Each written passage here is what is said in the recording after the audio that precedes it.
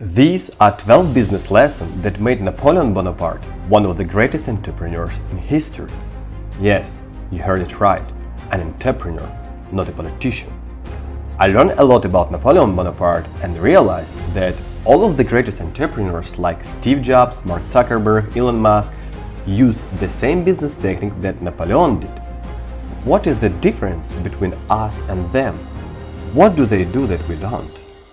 Hey, my name is Anton Wiberny, and if you want to learn more about one of the greatest brand build strategies in history, just grab your notes and get ready. Because in this masterclass, you will learn Napoleon's 12 business hacks that are proved through the centuries.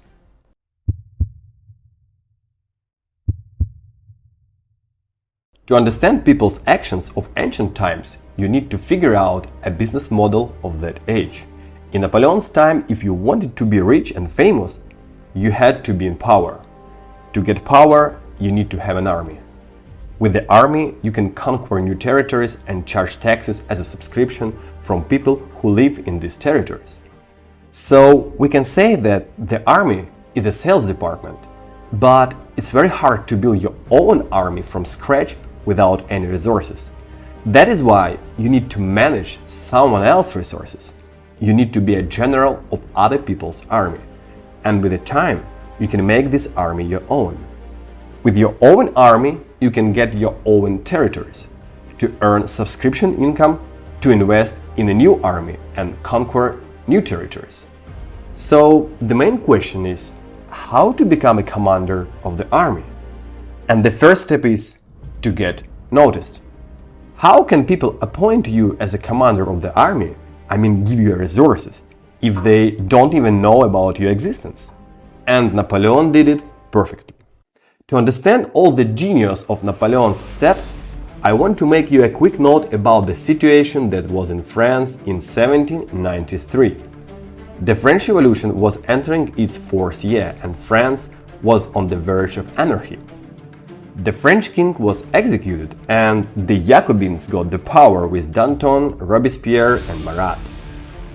The other European monarchs were scared that all people in the world would understand that life could be different and they didn't need kings anymore.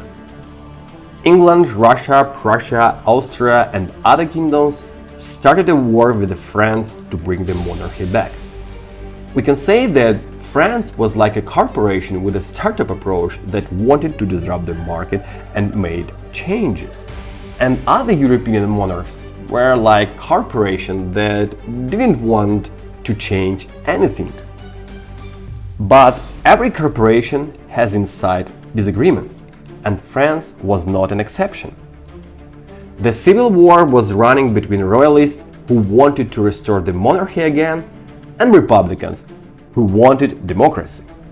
Napoleon, as a young officer, was involved in this war on the Republican side and supported the revolution against the king. To make a long story short, there was a mess in the country. But every crisis is a great opportunity. And here we come to one of the most important steps in Napoleon's career. He published a pamphlet, La Support de Bouquerie, where he tried to explain his thoughts of the political vision of the country to simple people. And in general, these thoughts matched with the Jacobins concept. So we can say that it was a pro-government content because Jacobins were in power at that time. Napoleon paid for the first edition of his pamphlet with his own little funds.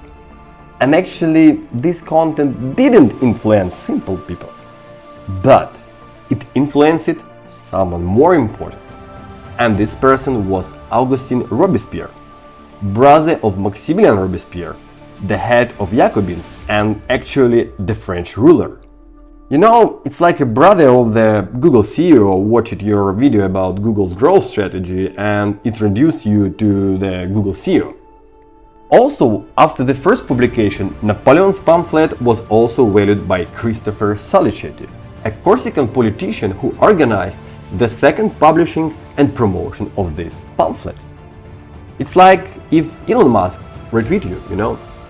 With the Salicetti and Augustin Robespierre's help, Napoleon was nominated for the position of the chief artilleryman at Toulon. This nomination was the first step in Napoleon's military career. That is why the first business lesson from Napoleon is to make a content marketing and share your vision even if you don't have any audience. You never know who will consume your content. Maybe within this teeny 1000 views on your YouTube channel will be Elon Musk.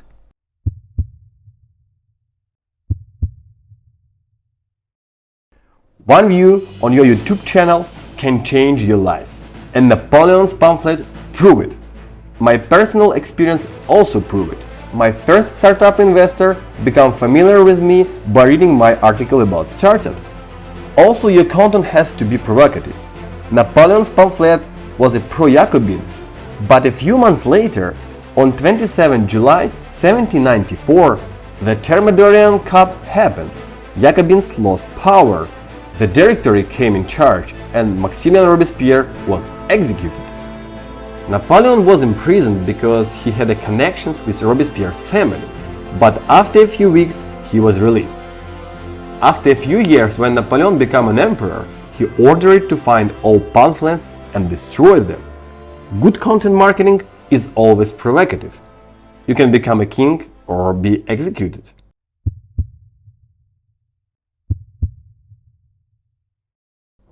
Napoleon was noticed. Now let's talk about how Napoleon became remembered. December 1793, Royalists made a coup against the French Republican government in Toulon. This coup was supported by British Navy. Toulon is a big seaport with a harbor where the British Navy could supply the city troops, and it was very hard to capture the city. After successful publications of pamphlet, Napoleon was recommended by Christopher Salicetti to be appointed as an artillery commander of French troops on the Toulon battle. The previous experienced French military commanders were royalists and ran from the revolution. The revolutionary French army had problems with the commanders. In politics, loyalty is preferred over skills. The Toulon army commander was Jean-François Carteau. He was loyal to French Revolution government, but he was a painter without any military experience or education. Napoleon arrived on the battlefield and saw that Carteau didn't understand how artillery works in general. The skill level was very low. You know, it's like in corporation. People can have very high position in the company, but they may understand nothing about what they do. So, in the beginning, Napoleon thought that these guys were joking, but then he realized the scale of the trouble. But it was his chance to prove himself, and he did it because he was ready. And he was ready because he had a knowledge. In the beginning of his military career, Napoleon learned artillery master in famous military school. He learned Gribolov's modern artillery strategy. At that time, it was like when you watch video about how ChatGPT works. I mean, he consumed the newest content about artillery mastery. He also read ancient authors like Plutarch, Cicerone, and Caesar. And of course, he read modern authors like Voltaire, Montesquieu, and Rousseau. So in general, Napoleon was a well-educated person, especially in military and political history. And it was a foundation of his future military and political career. So, during Toulon battle, Napoleon started to teach other commanders of artillery mastery. And when people see your expertise, they start to trust you. When people trust you, they can allow you to manage their own resources. So, let's jump into a military operation to understand why this step is so important. Toulon is based on the harbor that was used by British Navy to supply the city garrison. The previous commanders offered to capture the city with a direct attack on the well-defended city walls. Napoleon offered a different plan. He calculated that if they capture a force around the harbor, they could hit the British Navy. And he did it. During the battle, Napoleon's horse was killed under him, and he was bayoneted in the thigh by a British sergeant. But finally, French troops got Toulon.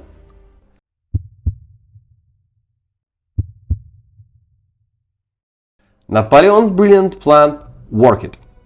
There are a lot of details about these military operations, but our goal is to figure out the main entrepreneurial steps in Napoleon's career. And here we can learn the second business lesson. Be ready and don't waste your chance.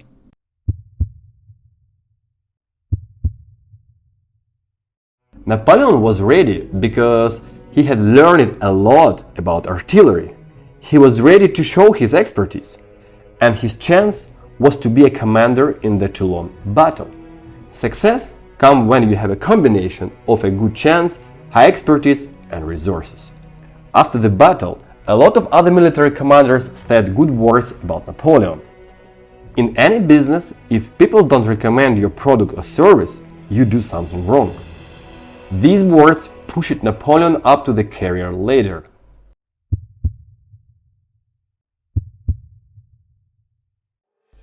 In October 1795, there was a new pope in Paris that had a goal to move the Directory government with Paul Barras in charge and bring the monarchy back.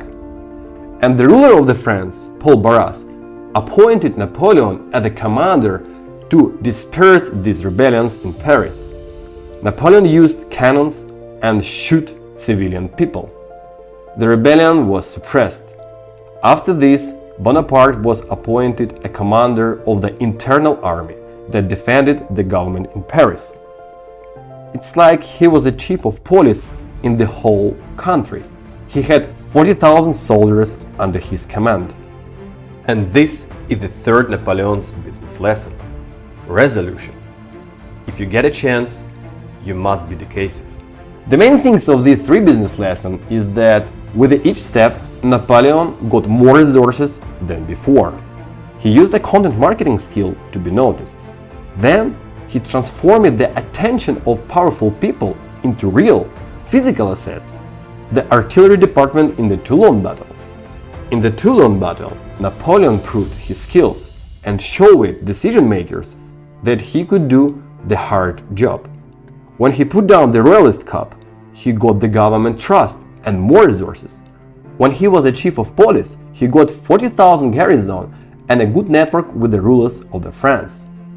Each step gave him more resources like the army, influence, brand, and network.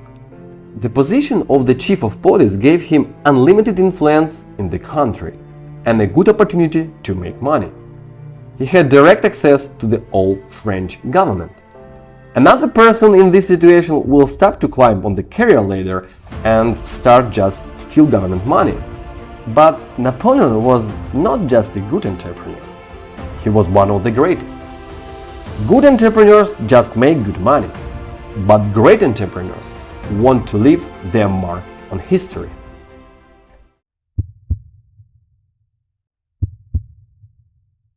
At that time, military generals were rock stars like entrepreneurs nowadays. Who remember the chief of police in ancient Rome? But all people know who was Caesar. Napoleon needed more resources for the next huge victory. And this is the fourth business lesson. Set big goals and tell people about it. People follow those who are stronger than they are. If you have small goals, you will work with small people. It's very difficult to make billions with people who are excited by $1 million.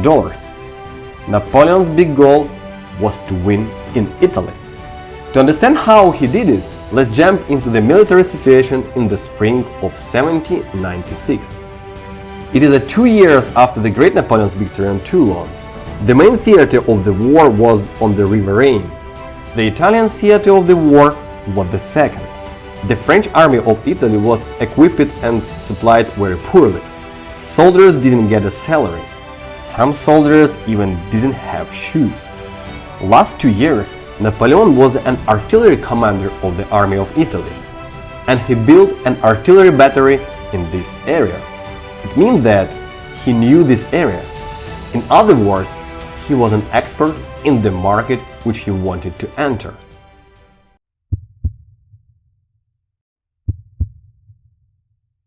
If you closely look at all successful entrepreneurs, the main reason of their success is the right choice of the niche at the right time. During these 2 years, Napoleon offered a detailed plan of the Italian campaign. A few months later, he married Josephine. She was Paul Barras' lover. Paul Barras was the ruler of the France, and as a wedding present, Barras appointed Napoleon as the commander of the French troops in the Italy army. And here we come to the fifth Napoleon business lesson. Create an executive summary and show it to the right people. Napoleon's got good traction in Toulon. You know, it's like a startup that got a pre-seed round of venture investment and got first customers. After, Napoleon learned the market and created a detailed executive summary of how he would get this market. And finally, he showed this plan to the right person, the man who had the resources and motivation to invest in this venture. That is how Napoleon got a whole army under his command.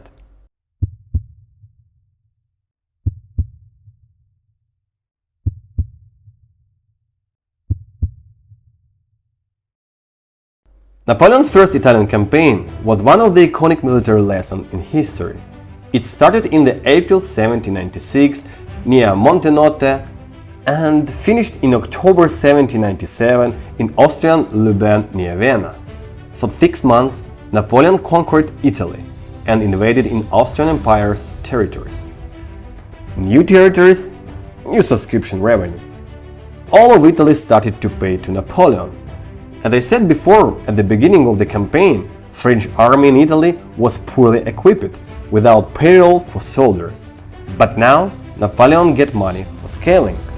In business language, it's like a young startup that raised only a seed round of investment in a very competitive market and nobody believed in it. But after only 6 months, it's become the most profitable and fast-growing startup in Europe. At that time, the main theater of the war was on the River Rhine, where the French army was losing battle after battle. The good news to Paris came only from Napoleon. And suddenly, Napoleon's startup became a new main revenue stream for France.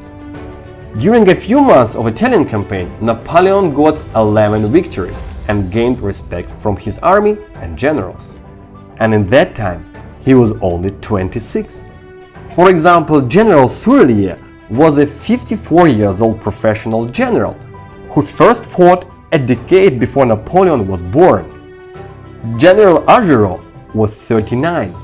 General Masséna was 38. All these generals had decades of military experience. You know, it's like when you have been coding last 15 years and then a junior web developer came after 6 months courses and start to command you. Imagine how hard it was to get respect. In the army, you can't buy respect. You have to deserve it. And Napoleon did it after a few victories in northern Italy. At the beginning of the Italian campaign, he became just a rising star, but not an idol. And here we come to my favorite Napoleon business lesson that changed my thoughts on how to manage people. It was November 1796. During the Arcole battle. After a few victories at the beginning of the first Italian campaign, Napoleon's army controlled half of the northern Italy. To control all of the Italy, Napoleon needed to gain Mantua fortress, which was in the middle of the country. Napoleon began the siege of Mantua. Austrian General Warmser got 20,000 men inside a Mantua city. Napoleon left 15,000 men to make a siege, and with the rest of the army he went forward in Austria's capital direction. But the Austrian army got two new armies. In the north there were 2,000 people with Davidovich as the commander, and Alvinzi in the east with 30,000 men. Napoleon had less army than his rivals, and he was in the center. Behind him, the Mantua garrison. In front of him, Alvinzi with 30,000. After him, there was Davidovich with 20,000.